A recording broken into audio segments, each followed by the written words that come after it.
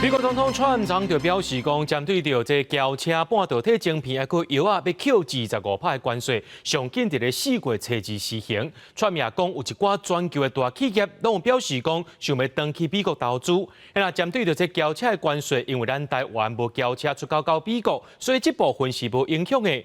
不过，若准连这轿车的零组件也要扣关税，这部分影响就真大。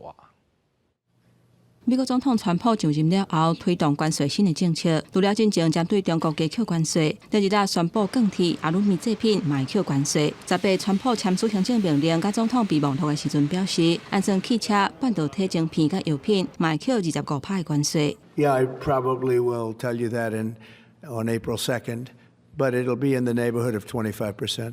川普表示，汽车关税税率会是25%，若半导体晶片甲药品关税税率嘛是25%左右，或者是搁较悬，而且是一年来大幅度加悬。加上川普讲，汽车甲晶片等等的关税会伫4月初2实施，不过卖互业者时间，互因来美国投资。川普讲，只要企业去美国建厂或者是设厂，都袂有关税。Been contacted by some of the biggest companies in the world.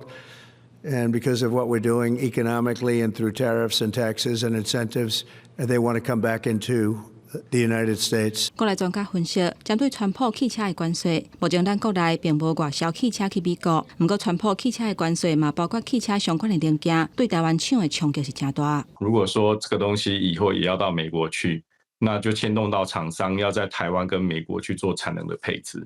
那同样的车灯的厂商、保险杆的厂商。板件的这些厂商也都会受到影响。如果说今天让你扣25% 的关税，我还是有利可图的话，厂商基本上不会想要做太多动作。专家分析，台湾厂若去美国设厂，都要考虑产业自路、工课场的文化、劳工的差别等等。虽然川普透过关税把生产诱转去美国，不过嘛可能会致使美国的物价加悬，民众的薪水若袂着通货膨胀，等都会对美国的经济不利。公司新闻台北报道。